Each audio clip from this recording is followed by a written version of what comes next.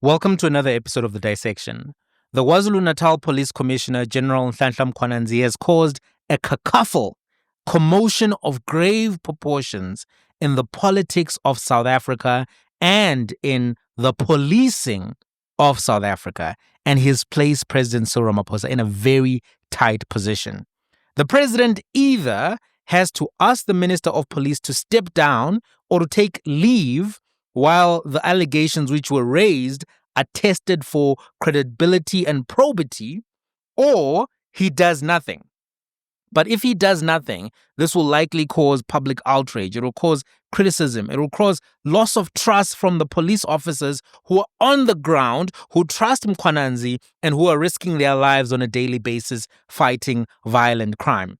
You know, Tupac Amaru Shakur once said in one of his songs that South Africa is a movie, a drama, a series. Every day, something new is happening. Today was an example of this. The whole of South Africa was not expecting the events of today. This is unprecedented stuff.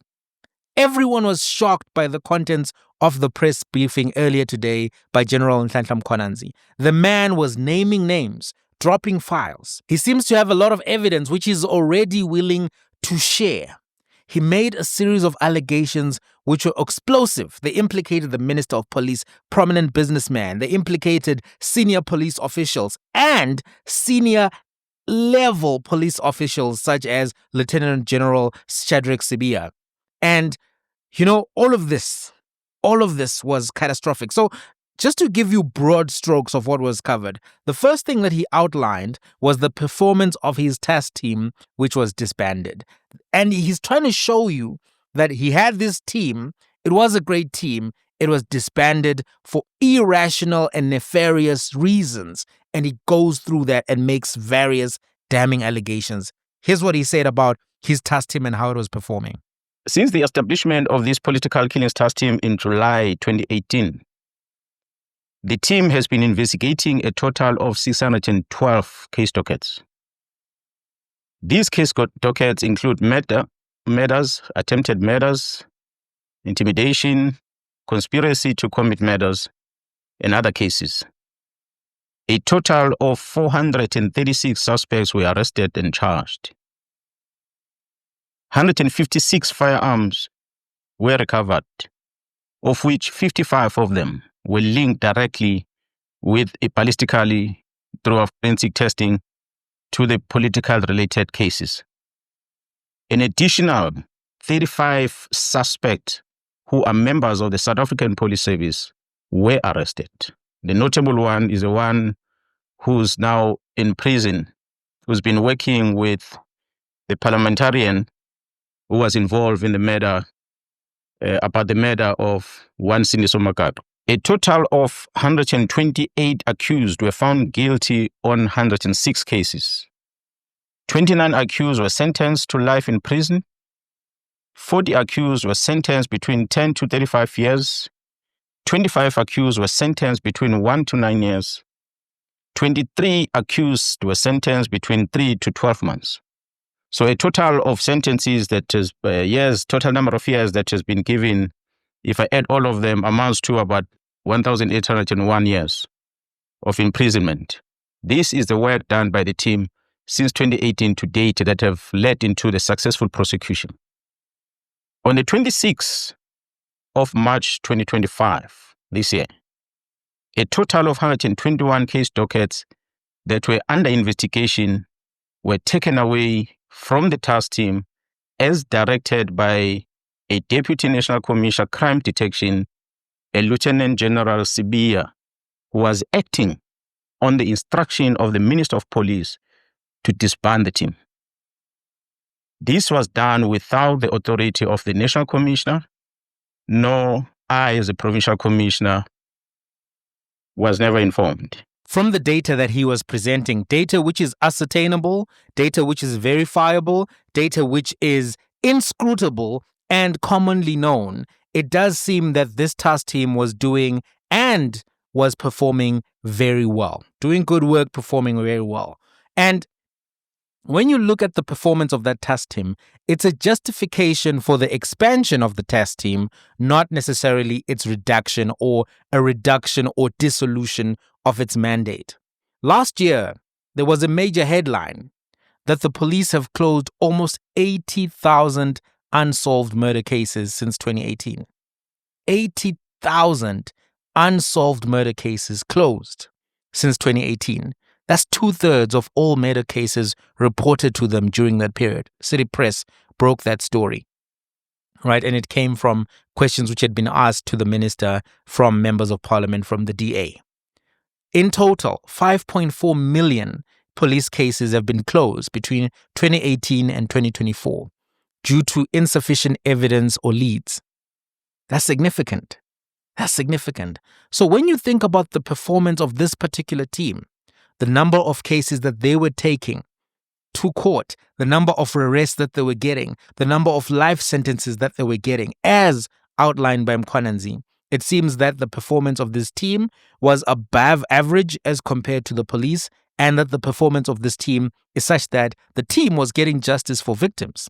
Overall, it does appear that Mkhwanazi is concerned about effective policing, he's concerned about justice, he's concerned about fighting criminals. And I think that's part of the reason why he's received a lot of public support and goodwill, because he's perceived to be somebody who's doing something about the problem that affects so many in South Africa and that has caused so much trauma in many South African homes, so many lives lost, so many, dreams dashed by violence, by theft, by robbery, as a result of violent criminals. Mkhwanazi seems to be willing to fight for the people and to put his life on the line in order to do so. Many people talk, but he seems to be walking the walk. And for that, he gets a lot of respect and trust from the general public. He's also been building a public profile over the last few years. And I think he may have done that as preparation for such a time as this, when he would have to come to the media and to the public with something damning, something that he would not be able to deal with within the confines of the institutions of the South African Police Service. Realistically, there's only so much you can do within the system and from behind the scenes. So this decision to disband this particular unit does not seem to have based on rational reasons or its performance. It seems to have been based on something else, right? The other thing that just is a red flag in the decision to disband the unit in and of itself is that political killings are not over in South Africa. We've seen the recent story of the murder of an auditor who got too close to billions which were being looted and he got shot, right? Shot and killed. We've seen other stories over the years where people have come forward and said, I've got explosive information. They get shot. They get killed. So political killings in their various natures have been happening and continue to happen in South Africa. So why would that unit be shut down? Why would there be any justification to? Not any, if you were to ask me. Mkhwanazi then gives his accusation and his rationale for why his task team was disbanded. And this is what he had to say. I, as a provincial commissioner, took a decision to deploy 10 members from this political killings task team to go and support this organized crime unit in Gauteng.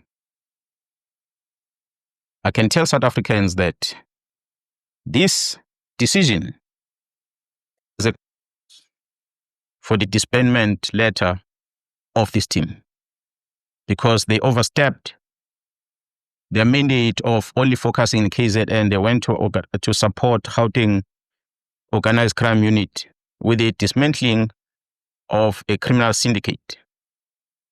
And I can confirm before the South Africans today that the investigation which these members were involved with in Gauteng has unmasked the syndicate.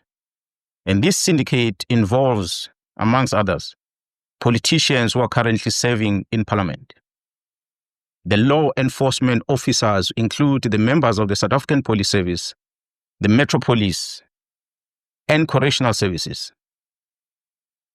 They include prosecutors in Gauteng province, the judiciary, and all these are controlled by the drug cartel as well as business people in that province of Gauteng.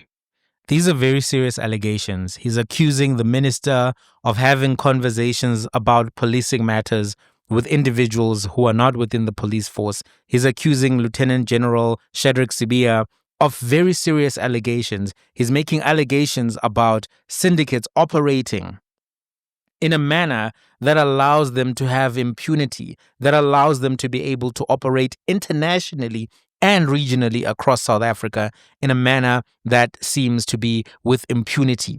These are very serious allegations. When you start making these type of allegations at this level, he's not a civilian, he's not a pedestrian, he's not somebody, he's not even a whistleblower.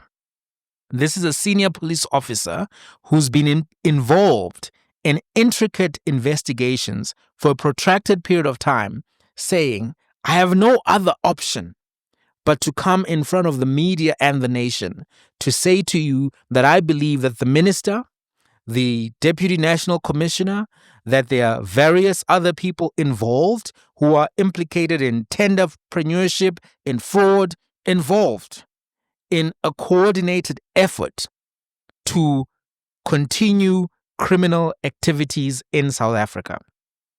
Very serious, very unprecedented. And it seems that things have been boiling under the surface for a long time.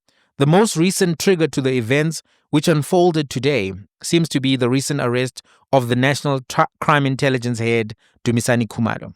Looks as if Dumisani Khumalo's arrest is linked to this, was the trigger, and that the stakes of all of this have gone to an unprecedented level. And you could tell with the dress code, because this is a dress code which is a declaration of war. Having people coming in with the masked faces, the military fatigues, all of that, the weapons on stage, all of that was demonstrative that the man believes that the stage that they are in right now within the South African Police Service is one of full-on confrontation. That now what is happening is the level of conflict, the level of war. But you must be aware, the Deputy National Commissioner, Lieutenant General Shadrack Sibiya, immediately responded. He did several interviews on various platforms. I saw one on SABC, and he was combative. He was very combative, rejecting a lot. And this is some of what he said. Not the whole thing, but some of what he said. And I'll comment about some of his responses, because to me, these responses in and of themselves left me with more questions than answers. I'll be frank with you. They left me with more questions than answers. Just listen to this particular clip. I want to sit down, watch this briefing, consult with my attorney, and then take it from here. But I can tell you that there's no truth whatsoever in everything that he said. Everything, including even in the meeting that we had with the minister. It was a matured meeting. He never uttered such words such as, I'm not going to participate in a meeting with a criminal. I hear it for the first time. Whatever allegation that is mentioned, let's go piece by piece and confirm the allegations that he just spoke about. You can come to me. I can take you to the people that he says will have that information. Let's go pound for pound and look into the evidence of what he's talking about. You will see that he's just excited. Are you a criminal? He's referred to you meeting, and he basically said there can basically be no peace between a police officer and a criminal. That seems to have been suggested at you. Are you a criminal? No, Cressida, I'm 37 years in this field. I've been doing this job, and many people, all the provinces know me. I've done my job throughout the country. I've served the people of South Africa, and there are big cases that I can point you out, including the AKA that he's talking about. I'm the one who was pushing it. He's talking about the AKA. I'm the one. In fact, he didn't want to arrest. I'm the one who arrested, who pushed for the arrest of AKA. So, and I can show you and I can prove to you about my involvement in the AKA matter. So I can tell you now, and I'm telling South Africa now, I am the one who was pushing for the arrest of AKA, not Mkhwanazi. That's what you must know. Do you have any bad blood with General Mkhwanazi? That as a result of the AKA matter, because he didn't want to take this matter forward, and I had to force that these criminals be arrested. What do you mean General Mkhwanazi did not want to take the AKA matter forward? It was not doing anything up until I pushed for these people's arrest. I've met with that team more than 6 times. I've interacted with them. I've interacted with the team and the prosecutor and the national commissioner in his absence. And we pushed for these people to be arrested, and they were arrested. So what is talking about we have arrest in KZ and there's no arrest in Joburg? I'm the one who pushed AKA. You're basically accusing him of defeating the ends of justice. No, when you say that he didn't want to do anything about the AKA matter, is that not defeating the ends of justice? He didn't want to do anything, was not doing anything. So that's defeating the ends of justice, General? No, it's not. When you say someone is not really acting, and I say, in my are you saying he didn't act even though he knew? With and say this matter is not moving. I jumped in and there was movement.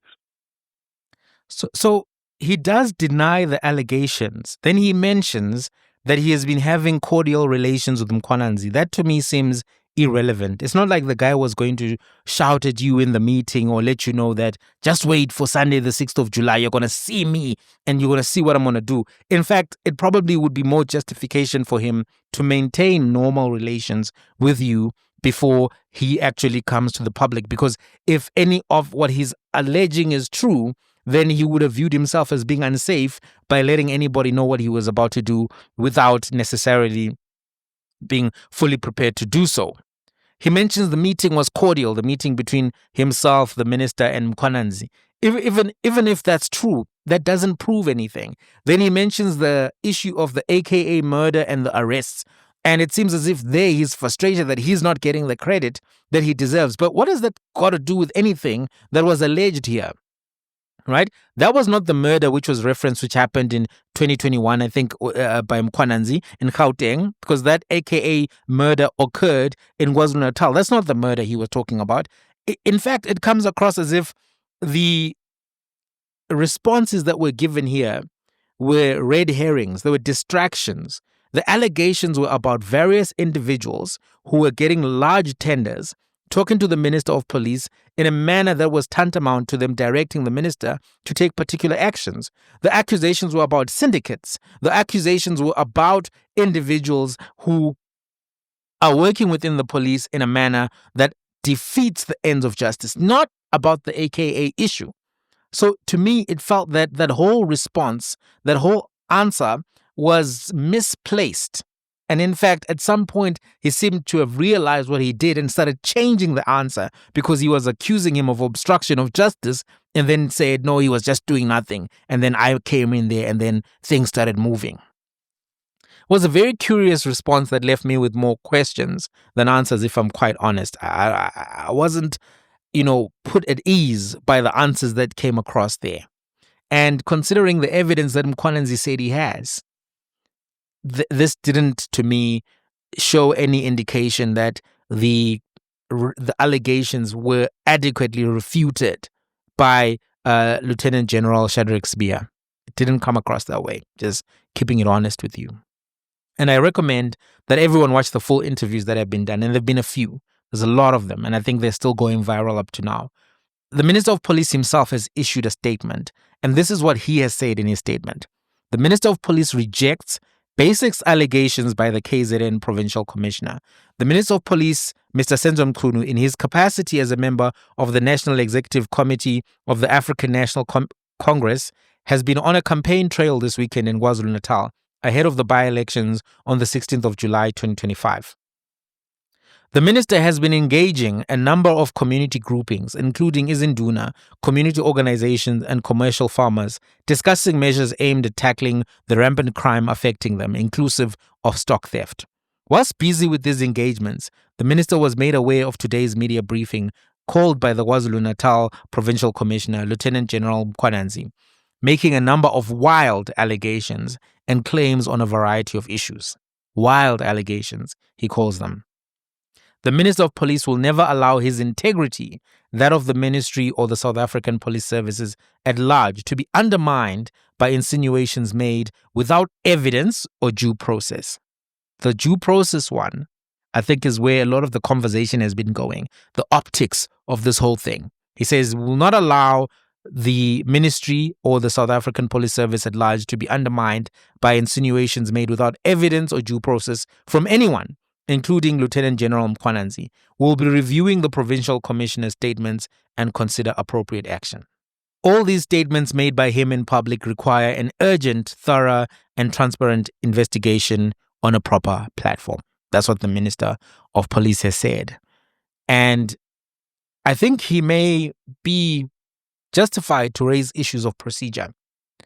But Mkhwanazi may very well respond and say he doesn't feel that procedure would help him at this particular point, based on the nature of the allegations and the people implicated.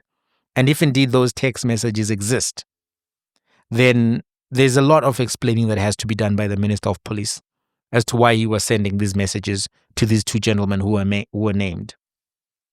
My view on this is the following. I think Mkhwanazi has taken a bold and life-threatening decision to come to the public with these allegations. It indicates to me that he does not believe that these allegations will be properly investigated as things stand. It indicates to me that he's seriously concerned about the conduct of these syndicates and the risk that they pose to South Africa and to safety of civilians. That action of putting his life on the line gives him more credibility to me than the people who are responding to him. If I were to trust anybody who has spoken today, my default position will be to go with Mkhwanazi. Even though, I would concede the point that he didn't follow procedure. But I don't think that it's at a time where procedure right now trumps the concerns and the issues that are being raised. Sometimes when people resort to speaking about procedure over the substantive issues, then that already indicates that the substantive issues have merit in and of themselves. I really wish that the media were more robust in covering some of the issues that Mkhwanazi has brought up to the forefront. It should never be the job of, a senior police official to put his life on the line in this way. But the reality is that sometimes the media only covers things preferentially, and sometimes they only cover things when they have drama. Like at this particular point, we're now beginning to hear about all of these individuals, some of whom have been doing tenders left, right, and center. I know that there's been a lot of coverage about Kat.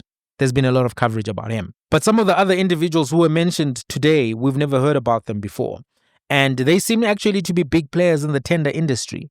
So how can we not have heard about these horse curry fathers? The thing that is really ruining South Africa is this horse curry behavior, the HBC. And I've said before that Mkhwanazi needs to be given funding to run a department which deals with horse curry behavior, the HKB.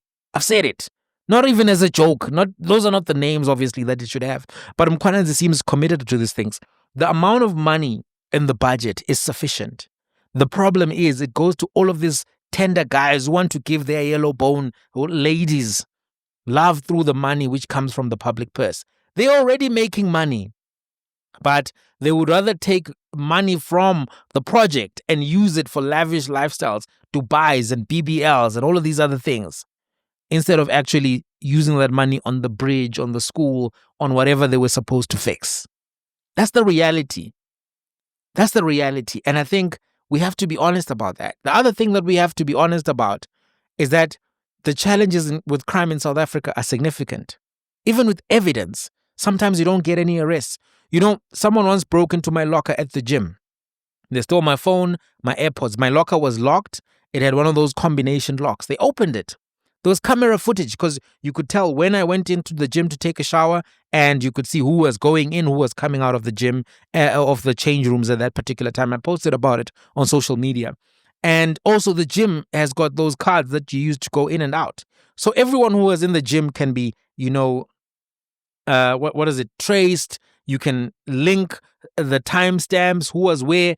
So I reported that thing to the police because I thought, this one is open and shut. We'll be able to get something. And the next day, the AirPods were now at another gym, right? Same chain of gyms. And I mentioned their name when I was talking about it on social media at the time. But because it's not relevant at this particular moment to mention them, I won't. But I opened the case and I spoke to the police officer and the docket was opened. I got a few SMSs. The whole thing ended up being closed. No resolution.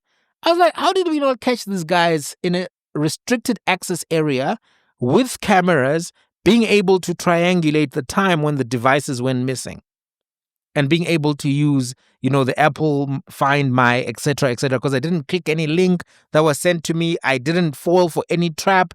I just was keeping an eye on the movement of the devices and all of that. And at some point, we even found the device at some place there close to Hillbrow. And we had an address and everything when nothing happened. Nothing happened. Because we got to the gate and they wouldn't even let us go in to try to ping the device and let us make the device make noise. And this house had this big, pit bull or whatever it was that wouldn't let the cops in.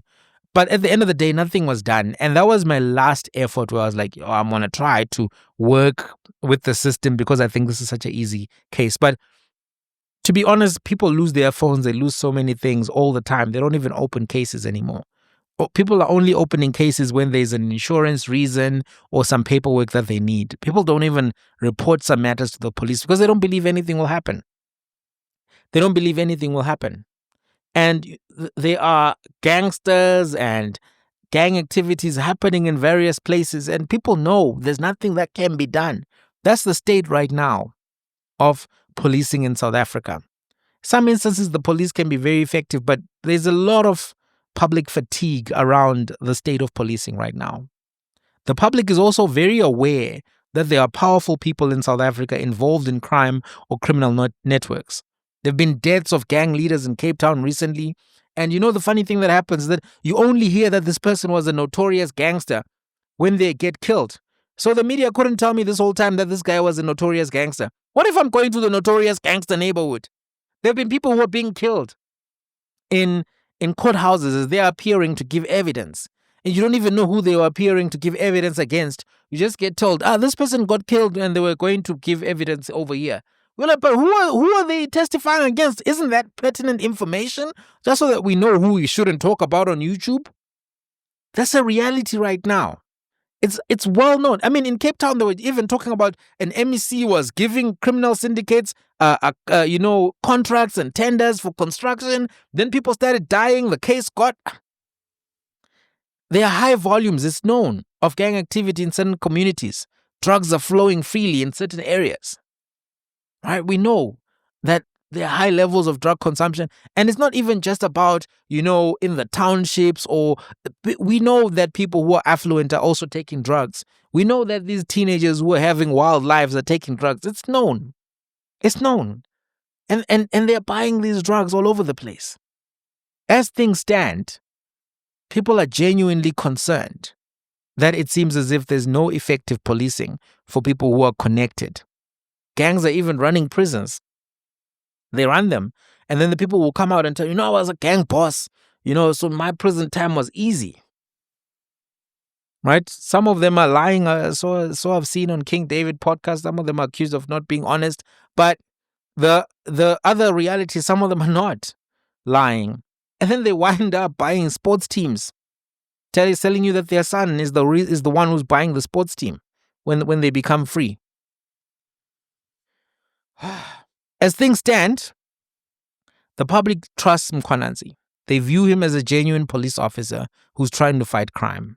There are some who are critical of him wearing the military type attire and saying that he's trying to portray himself as Ibrahim Traore and, some revolutionary guy. And some people are raising issues of the militarization of the police. Those concerns, some of them are valid and they do exist, but overwhelmingly people are on his side.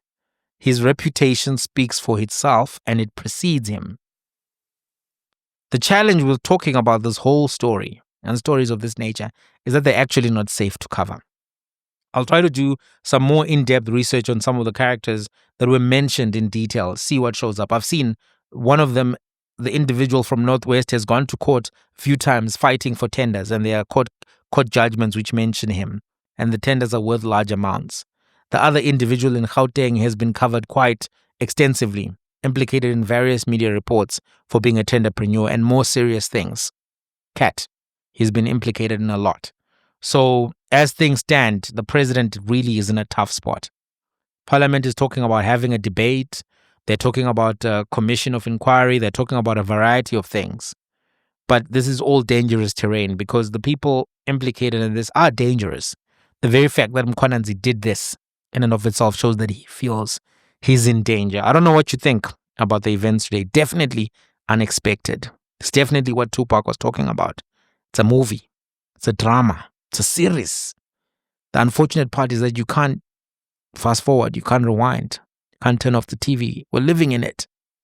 And it wasn't Tupac, before somebody corrects me. It was Mkabodi Dlamini. I'm just cracking a light joke. This is a very serious topic, though. I don't know what you think. Let's have a conversation in the comments. What do you think is going to happen next? Parliament is going to be meeting tomorrow to discuss the program and all of that. And the security cluster is going to have its own meeting.